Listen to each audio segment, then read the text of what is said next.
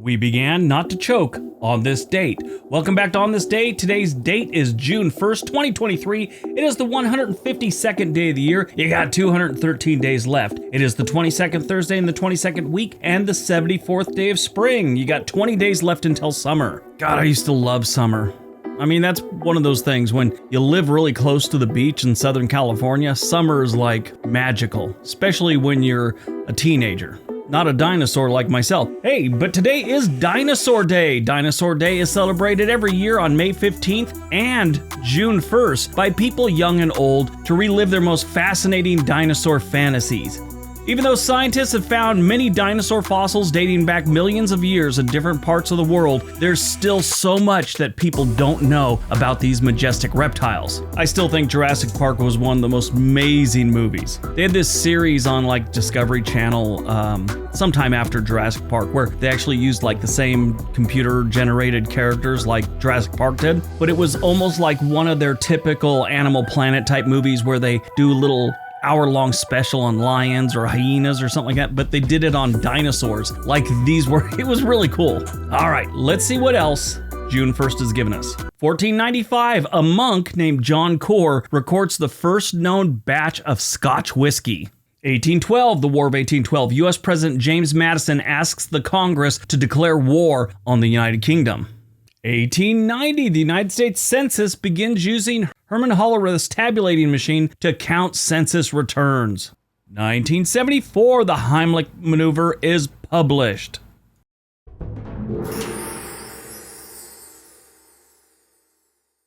The Heimlich maneuver for rescuing choking victims is published in the Journal of Emergency Medicine. If you've never heard of the Heimlich maneuver, it is a first aid technique for choking. It was invented by Dr. Henry J. Heimlich, a thoracic surgeon from Cincinnati, Ohio, in 1974. Now, in reality, he's from Delaware, but he had moved to Cincinnati. Dr. Heimlich was inspired to create the maneuver after seeing a number of people die from choking at restaurants. He believed that a simple, effective way to dislodge a blockage from the airway was needed. The Heimlich maneuver is performed by standing behind a choking victim, wrapping your arms around their waist, making a fist with one hand, and place it just below the victim's ribcage, between their belly button and their sternum. Grasp your fist with the other hand and apply a quick upward thrust. This will force air out of the victim's lungs and hopefully dislodge the blockage. I was at an amusement park years ago and saw this happen to a kid. It was Knott's Berry Farm in Buchanan Park, California. Kid was choking and a man ran over and started giving them a Heimlich maneuver when the mom and dad were freaking out, and the kid spit out whatever he had. I actually am getting a little emotional thinking about it because it was pretty traumatic. I thought I was about to see a kid die, and this guy out of nowhere ran over and did this. I think the guy was like a dental hygienist or something like that, so he had a little medical training. Yeah, I mean, they get plenty of training. He just wasn't like a thoracic surgeon or emergency room doctor or something like that. It was very impressive. Anyway, the Heimlich maneuver should be repeated until a blockage is dislodged or the victim becomes unconscious.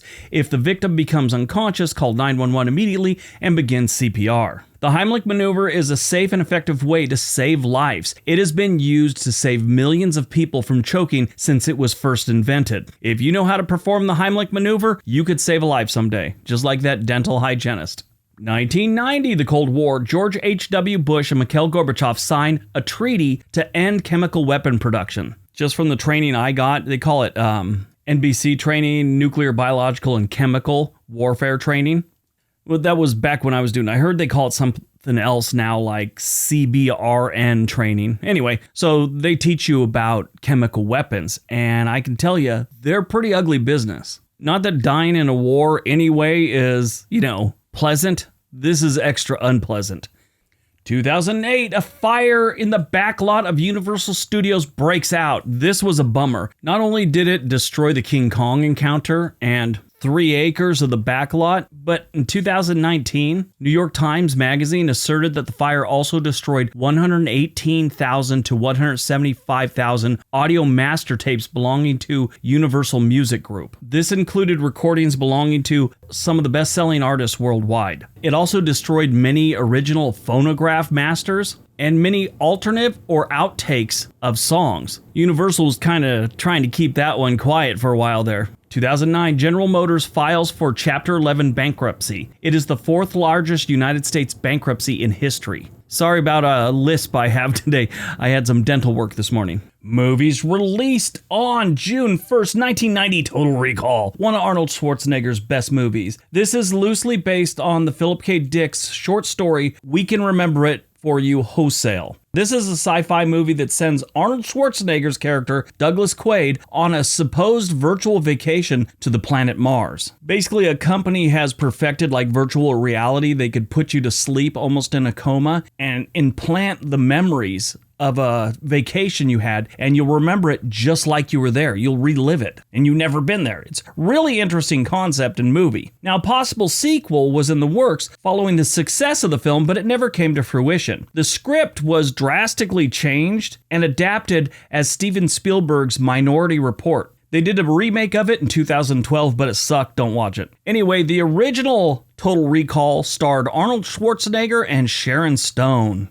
Born on June 1st, 1926, Marilyn Monroe, icon and sex symbol who starred in the classic movie Some Like It Hot and became the most famous woman in the world during the 1950s. Her other memorable films include 1955's The 7-Year Itch and 1953's Gentlemen Prefer Blondes. Personal struggles took a hold on her late in her career, and she died of an overdose of barbiturates at the young age of 36. There's all kinds of conspiracies that go on with that one. She modeled for Blue Book before changing her name from Norma Jean Mortensen to Marilyn Monroe. Her last film appearance came in 1961's The Misfits, which was co-written by her husband at the time, Arthur Miller. She married Joe DiMaggio in 1954. The marriage ended in divorce 9 months later. Her first marriage was to James Daughtry from 1942 to 1946. Her third and final marriage was to Arthur Miller, and it spanned from 1956 to 1961. Joe DiMaggio sent roses to her grave like every week or every month for the rest of his life.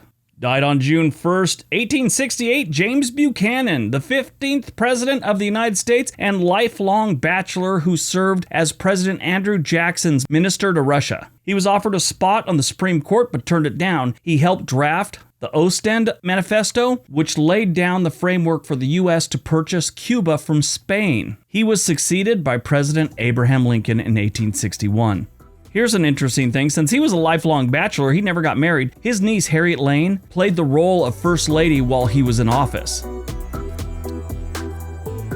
All right, that's today's video. Hope you guys enjoyed it. Hope you got some information out of it. Now go out, have a great day, and be nice to each other.